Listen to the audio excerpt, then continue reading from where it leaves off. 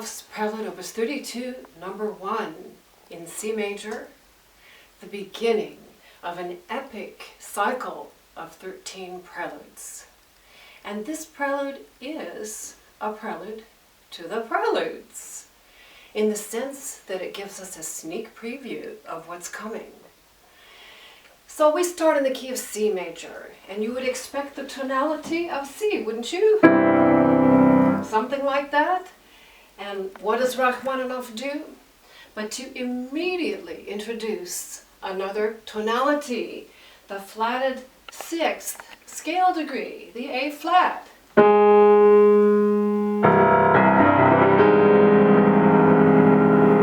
Then that note holds as one voice, and the next voice comes in like this.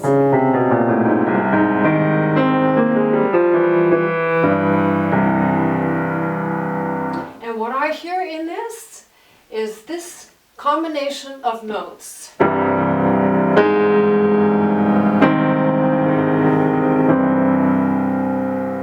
then he repeats it again.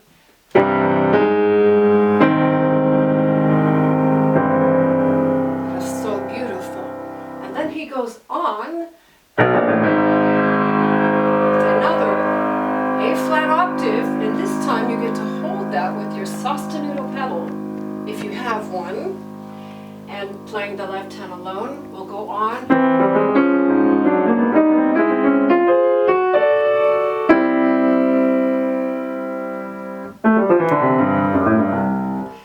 Now I'm not playing the other hand. The right hand is going to offer yet a third voice. And it's going in contrary motion to what the tenor did. The tenor went down chromatically in measure 1.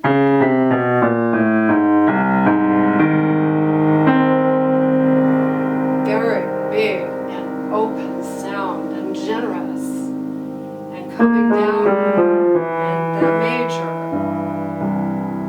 In contrast, the soprano, which is really a combination of soprano and alto for the right hand, is tight and compacted with tiny little intervals that go ascending in the opposite direction. But it also springs out into the C major. So they join at the end of measure 2 with the C major that we're expecting in this prelude in C major. Now it's very interesting that Rachmaninoff has put the time signature in 2/2 time. That's called a la breve time. So we have big beats, and these big beats, if you count 1 and 2 and 1, 2, 1, 2 and 1, 2, 1, 2, is how he is constructing the entire piece, beginning on the upbeat, the and of the second beat. And that's what you hear in the beginning as a sextuplet shared with the two hands. 1, 2, 3, 4, 5, 6, 1 is the first upbeat. The second upbeat is in 4. And the third upbeat is a triplet. And then he repeats pretty much the exact thing with a little bit of a surprise. So now I'm going to play for you slowly the hands together from the beginning. And I'm going to count 1 and 2 and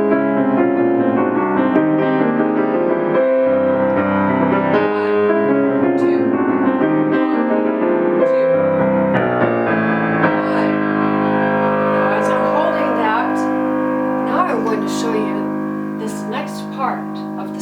big phrase that we have parallel tenths for the soprano and the tenor,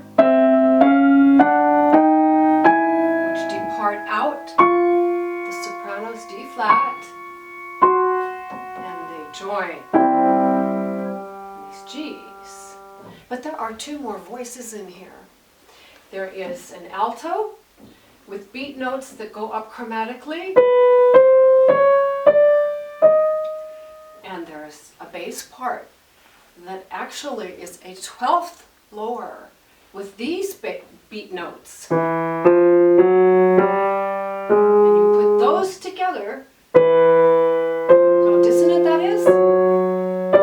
Tremendously dissonant. And what if we add the beat notes of the soprano and the tenor, which are sustained, like this? Oh, it's so dissonant. What's he doing? Climbing, climbing, and thank goodness we made it to the C major. Do you see the impact that that has? How winding up so tightly with parallel 12ths and parallel 10ths over the 5th voice.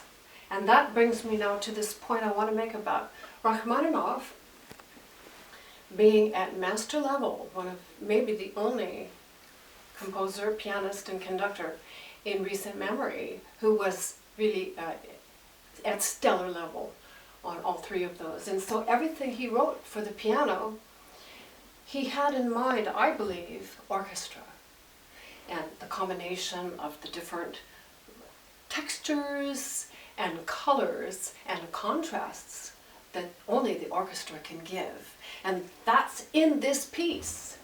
So we have in the soprano, the staccati, which are perhaps woodwinds, and the legato of the tenor, which could be strings.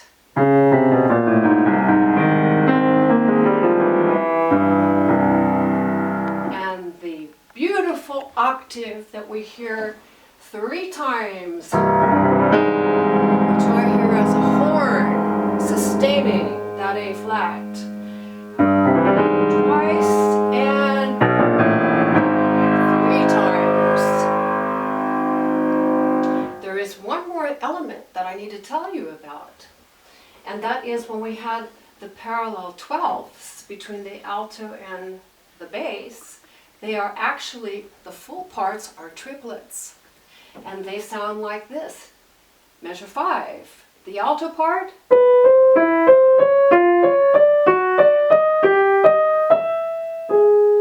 And the bass part. Now that was a triplet to a duple. Triple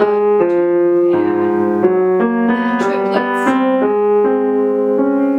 Not only are we getting a tremendous amount of tension with this parallel 12th going on, but we're getting the pulling of a 2 against 3 rhythm, like this. Then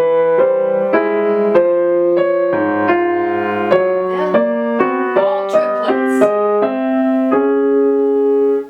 And then the sustain.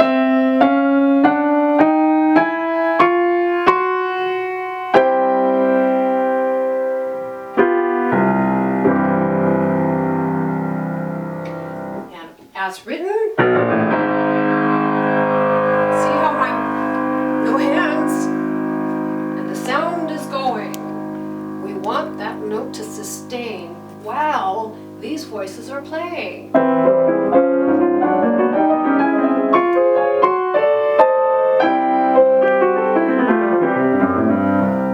And that's what I mean about being a preview to the preludes. That idea is going to go on for all of these preludes, always having at least 3 voices, 4 voices, and in that case, 5. The horn was 1, and then the soprano, alto, tenor, bass made all 5 parts. And now I'm going to show you what I'm looking at. It's really a great privilege and pleasure to show this to you today. This is a brand new engraving that I made. I thought of it, I made it up in my mind, oh gosh, 15 years ago I wanted to do this. And finally now we have the technology in our digital age to be able to re-engrave public domain music, which this is, and put it in any format we want. And I took a new format on the horizontal landscape, 11 by 17 inches wide. And look what that enables me to do.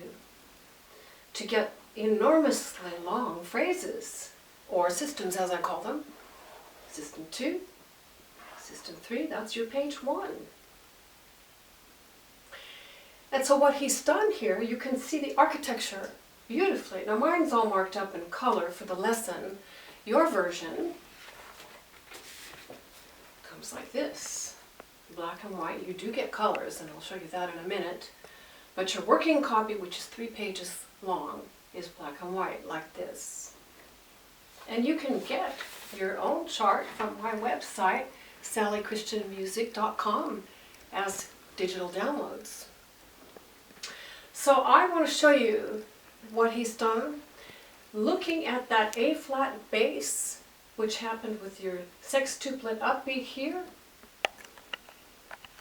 Then again, the quadruple upbeat, the A-flat here.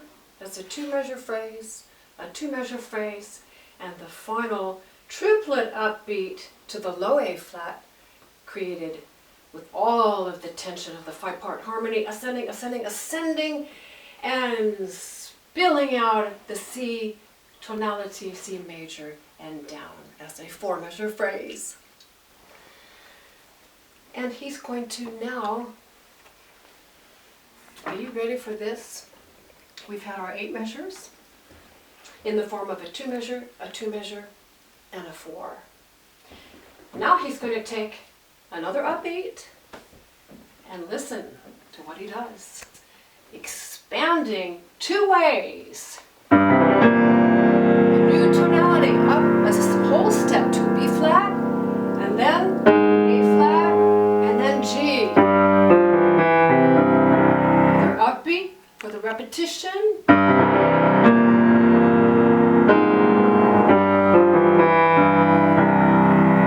That goes on with another triplet upbeat, this time starting on D flat, B flat octave, sostenuto palm holding, and listen to these blocked chord beat notes.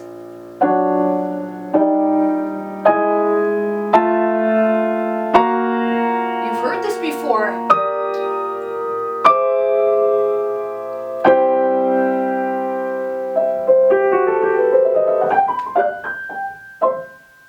Ending simply, concisely with the C major third. And that's the end of your A section. Now you're going to say to yourself, I know I heard that before, that sounds so familiar. And it was actually in the pickup to measure 13 was identical to the pickup to measure 5, except that's how he's constructing it. So you really want to know those two back and forth for 2 reasons. To see how the piece is constructed, but even more significantly, Rachmaninoff is taking the same ending both times. The first one, even though it has the A flat octave in the bass, ends. The second one with the B flat octave in the bass still ends, and then goes the other direction.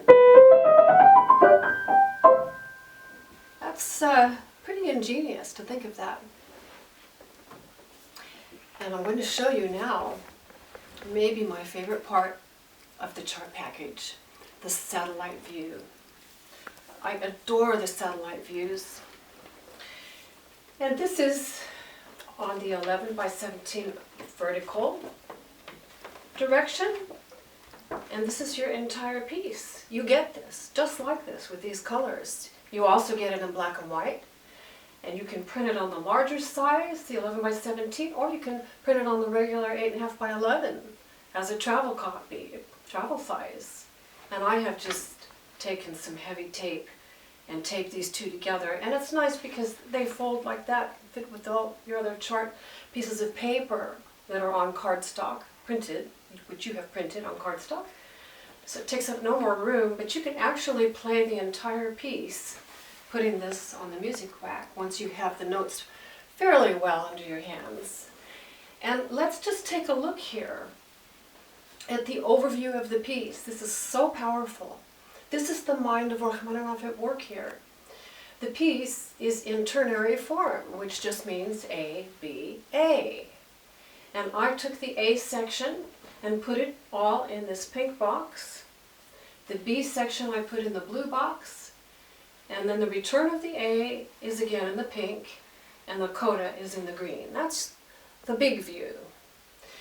Coming in a little closer, as we zoom in to some details, I'd like to point out the octaves. And I put all of these pivotal anchor note octaves in orange.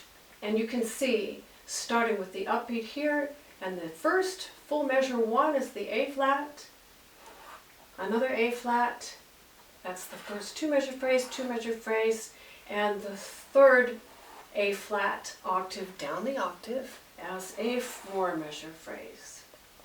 The repetition went up a whole step to the B octave, B flat octave, down to the low B flat octave. So you can see it's identically constructed. Powerful, isn't it? That's your 4 measure phrase and your 4 measure. Now there's another element here which I'm just ecstatic to be able to share with you, and that is in your music here. I wrote the first time here in measure 7, it goes one way, and the second time in measure 15, it goes the other way. And it's extremely important anytime in music. I call these a switchback, and it happens in all music. And they are the most dangerous of anything when you're playing from memory, because if you take the wrong turn, well, you might end up cutting off a big part of the piece, or figure it out later and have to go back and get it, and that's embarrassing. So to learn it up front as part of your memory practice, this is what I do. I say to myself, the first time,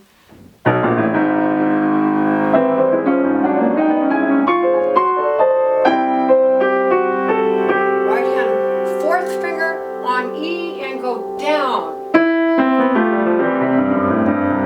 The second time I say,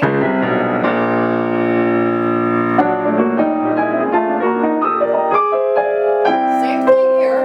Now, right hand thumb on B,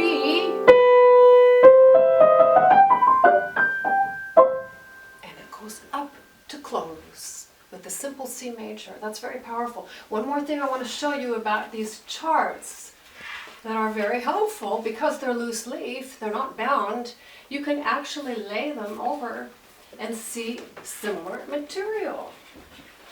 And you can see right here, and I have a lot of labels because this is my lesson plan here. I mark my own music here to show you. In your satellite view, you have this. You're starting here, the upbeat to measure 5, first time, the upbeat to measure 13, second time. These are identical all the way until the turn here, E going down the first time, B going up the second time. Extremely powerful. And I would go back and forth and tell myself, first time down to the E, second time up to the B. And then I have no problem ever figuring out, well, learning it so that it becomes part of the rote memory. You do it enough times. And that saying it to yourself, first time down, second time up, believe me, is so powerful, because that's all then part of what you have trained yourself to do. So that's very, very helpful. All right. Are you ready for the B section? We have many changes here. First of all, the clefs now say treble clef, both of them. They're up high. We have multiple key changes quickly. We have new instruments. We have a kaleidoscope of textures and different motives going on. I did want to say one thing about the first section, A. Let's go back here. This really bears it's important, I don't want to forget this point here, that the right hand was identical. First phrase, second phrase, and then on the repetition here, first phrase, second phrase, was absolutely identical. So how nice is that? This. So then it's just the left hand that you have to figure out and learn. But that I thought was helpful to know. So now, that idea that I just played, he's going to use again now to begin the B section. Staccato, did you hear that? Exciting, it's like sparks going off. And then, now the alto part here is really beautiful. It goes, let's put the two parts together here. Starting at the beginning of the B section, the pickup to measure 17. We have the same chromatic that we started, except going down this time. These lines that Rachmaninoff is using, pay attention. I find it extremely interesting. When do they go up and when do they go down? So this section, the B section, he's reversing a lot of what he did in the A section as far as the direction of the lines. For instance, the tenor in measure 17 goes upward. And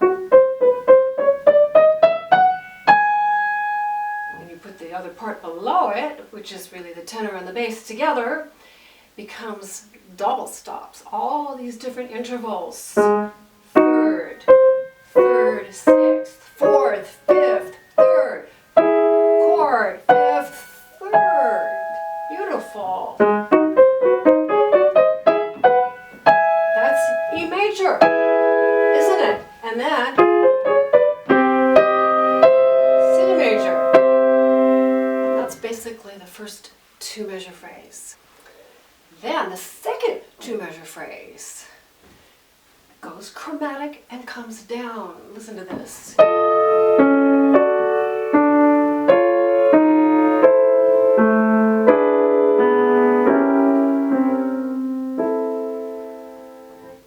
The tenor,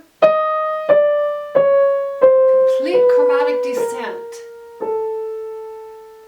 The bass had an accent, accent, accent, accent, accent.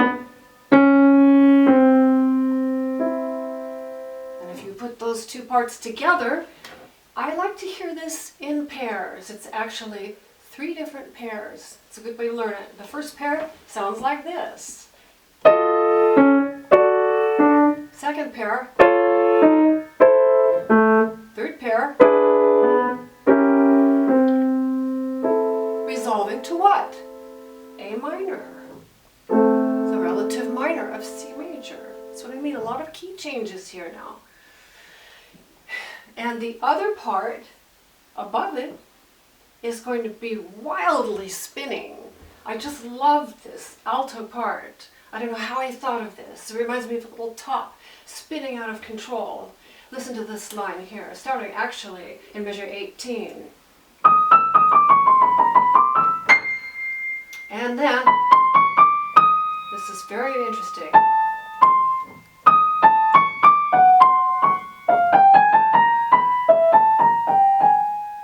It's so beautiful. And buried on the beat notes is, guess what? Another descending chromatic line. So that actually is parallel between the alto and the tenor, but it's crossed rhythms. And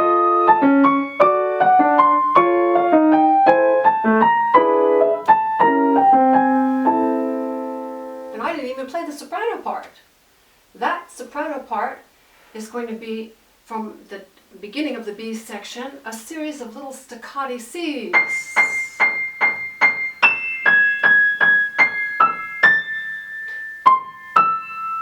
And if you put that right hand as written, this is what you have. See all the different textures in here? This is extraordinarily complex, and it's technically difficult too. And you know what it reminds me of? It's actually a quote from Rachmaninoff himself. And he said, "I composed as I spoke, and often my hand could hardly follow the swift flight of my musical ideas." And that is exactly what this section reminds me of. His mind going so fast and spilling out all of these different elements all at the same time, and how could he write them all down? And then how do we play them? He could play them. He could play anything. So this is quite a high bar for us to follow and live into. So the soprano and the alto now. Listen to these sparks. They're in triplets and a few quadruples, sustained notes. Let's see what that whole section sounds like. Right hand alone. Slowly. I love doing that. And that one, that's hard to get, that C. And then this A, E,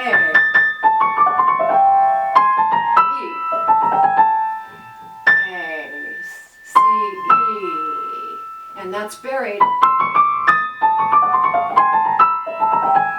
And you put that with the other hand.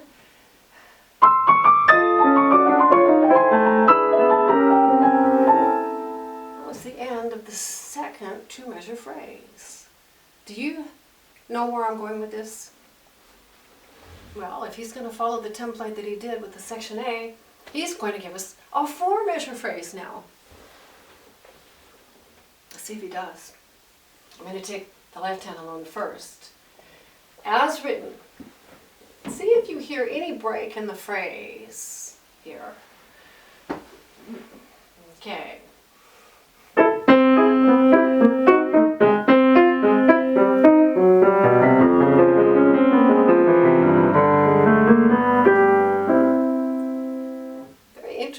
I didn't hear any break at all.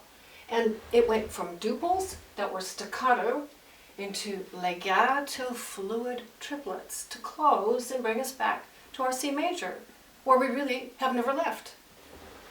But there's another element which makes this extraordinary, and that is the opening horn that we had in our beginning. That's sustained. Well, he's giving it again here with a note middle C. He marks with an accent, and then it's tied, and you have to bring that out with your fourth finger and hear it as a separate mini horn part. Listen to it. See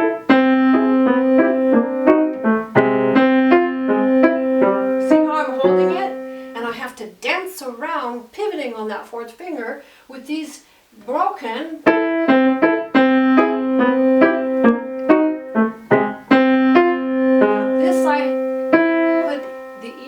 In parentheses, because I want to preserve the chromatic line that has been established everywhere in the piece. And I'm talking about this now because in most of the editions, in fact, I have never seen it showing an E natural here at the second to the last eighth note of measure 22. I think that in the original edition that was a missing E natural, and I'm putting it in parentheses so that you have the option. Years ago when I learned the piece, I played it as 2 E flats because that's what the music said, and that would have sounded like this. And I really don't think that's right. And as an editor now, and working with all of these preludes as I have for years, I'm starting to take a little bit of that extra questioning of, is this really correct? You know, errors happen no matter what. We don't have positive 100% proof that that's exactly what the composer wanted. You know, these little errors can creep in. So that E natural in parentheses will preserve that.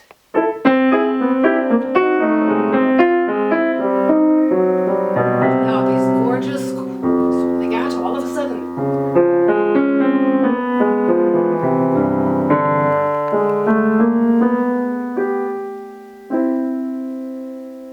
Okay, over that now, the soprano has sustained quarter quarter notes.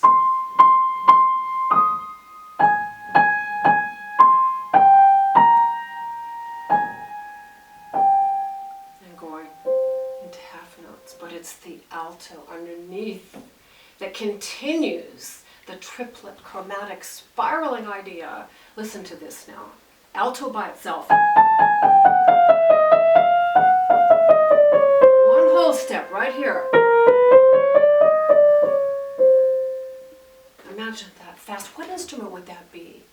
Oh, well, I hear a lot of flutes in this section. I hear, listen, what would you think this would be? Hard to know. Putting everybody together there. Beautiful, almost Brahmsian-like chord here.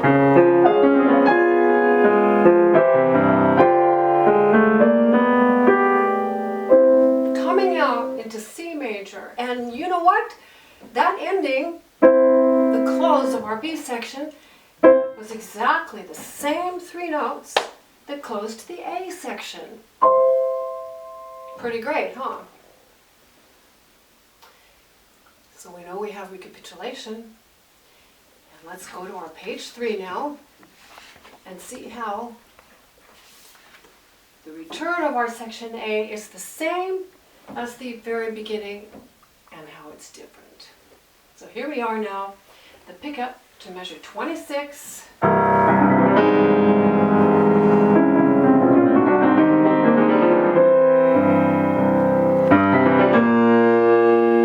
That before too, haven't we?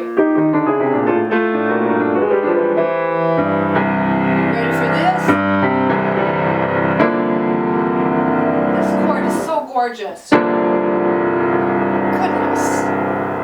What is it? Well, it's a ninth, as far as I'm concerned. A C to a D. Even though you can analyze this chord as a first inversion of B flat major, I don't think that's the function of it. I think it's supposed to be the tension of a ninth, opening up like that. And this is the same repetition. Here's your satellite view, the second page. First time A flat, 2 measure phrase. See, this is the return of your section A, recapitulation. Instead of 2 A flats, like the beginning, he does a combination of the first and second repetition with the B flat, and he puts them back to back. The A flat the first time for the 2 measure phrase, the B flat for the second time, and the third time goes to that expanded ninth. And it's not 4 measures, this time it's 3. And let's see what he does here. It's just spectacular. I have to tell you one more thing though before I do this. It's too important to miss.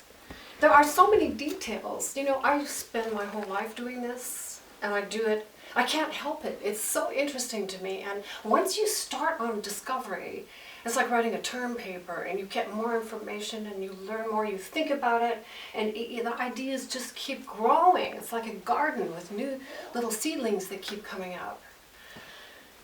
And in the process of re-engraving this piece, I put all of the upbeats beginning each new system. And the end of all of these systems do not have bar lines. They're open measures. And that's pretty unconventional. It's unconventional because you don't normally see music this many times. Occasionally you'll see an open measure, open-ended is what it is without the bar line. But this is by design. Every single one of these ending systems are open because, being that these are exactly 4 measures long, this 1.5 beats is completed with the missing beat of the upbeat. So this and that make a full measure, and then measure 2, 3, 4. Or actually it's measure 1, 2, 3, and then 4 is completed like that. And they're all like that. So every one of these are pure 4 measure phrases. Because that's what he heard. And when you're actually writing music down, if you've ever tried to write music, I have, it's so difficult. If you hear an authentic idea and then you go down and you try to write it out as you heard it, the mechanics of writing become so difficult. I just marvel at how they do it, how anybody does it. But I think I think he would have liked this. I think this is what he was hearing. And now coming at the bottom of our second page of the satellite view, two measures, and 3. And I put a bar line here.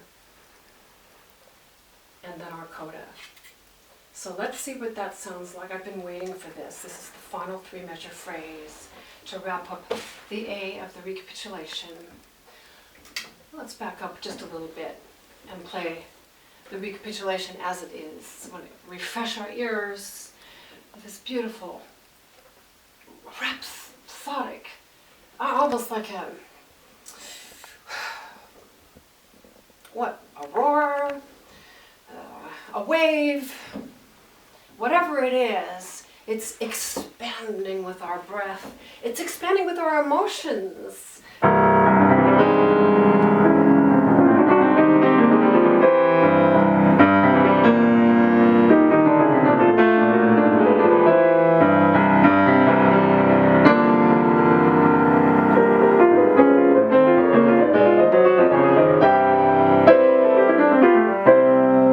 Okay, now in that left hand, we had this pattern. These are pairs again.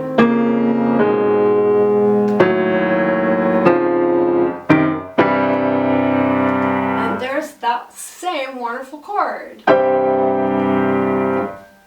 which we discussed in measure 7 and 15. So that's C major again. But you know what? It's acting like a 5. It's acting like a G. We have G octaves. Yes, you can spell it as a C6/4, second inversion of C, but I think it's a 5. I think he's going from the, that's the flat 6th, that's the B flat, the 9th, and cascading up with the right hand to the G. This is so beautiful, this, again, pulling apart these lines. And in the left hand, I hear these as raucous and rocking.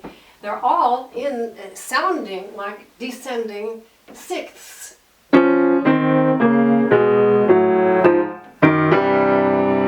Leading you to the G. And then we get the C. And as written,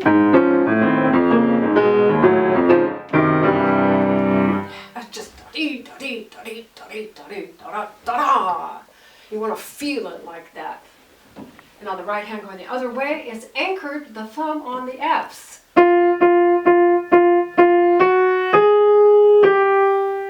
Leading to that G. Do you see how important that G is? It's the dominant. It's the tension of building. Where is this F going? Why is it anchored here? I'm exaggerating the F.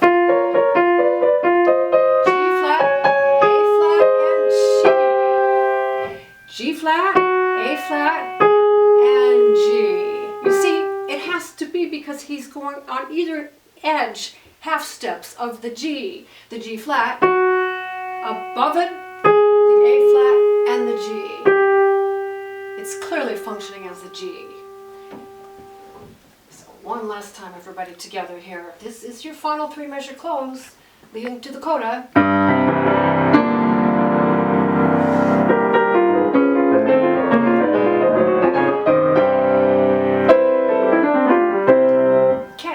Last flourish in triplets for the left hand.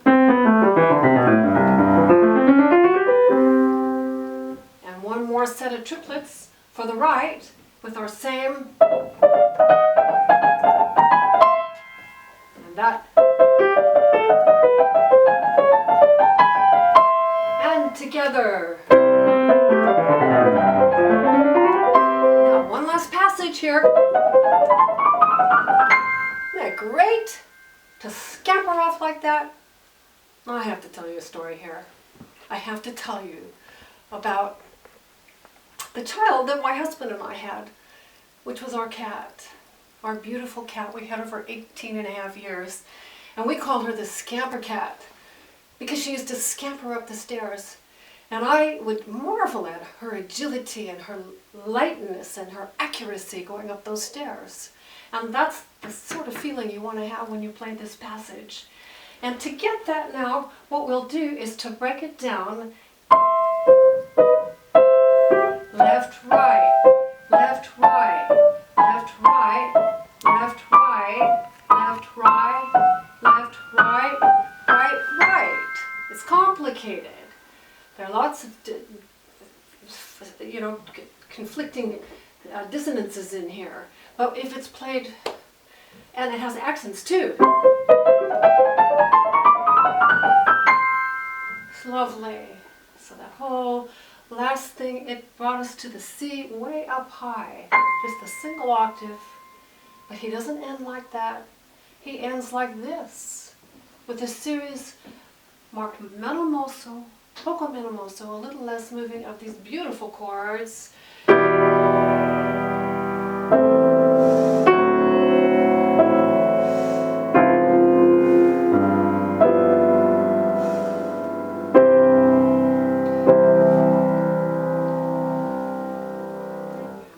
Difficulties on this is the finger substitution. With the right hand, the top note G, here, the fifth finger, you have to substitute silently without letting go of the key to the 2 and hold that while you next play this chord. And if you listen carefully, you can hear it's a 5-note chord. Same thing here.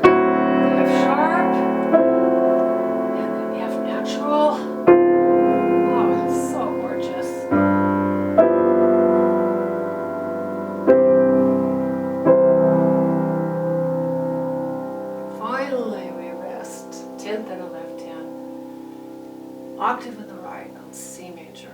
What a beautiful way to end. Then with a fermata at the end there. And without a doubt, C major. Ending as a repose and reflective.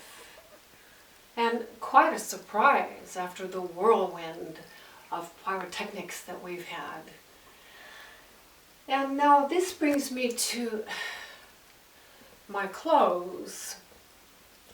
And I was really thinking about this piece and wondering why it was that I couldn't find any identifiable rhythmic or melodic fragment that he built the piece around, like he did all the other preludes, that were easy to identify. Oh yes, that's the motive, that's the theme of this piece. What is the theme of this piece? How do you know it's this piece?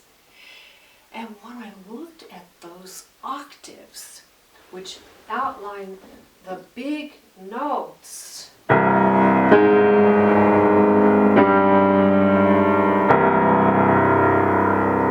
it hit me.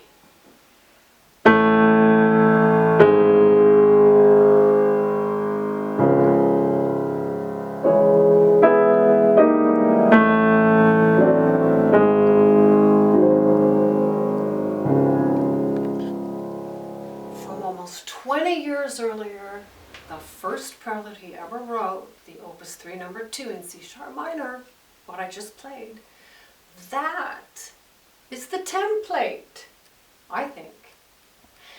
So it's really amazing, these preludes, and it's a great pleasure and a joy to be working on them. And I'm going to be giving lessons on all 13 of them.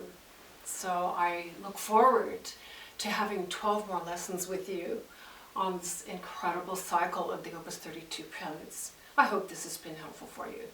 Thank you.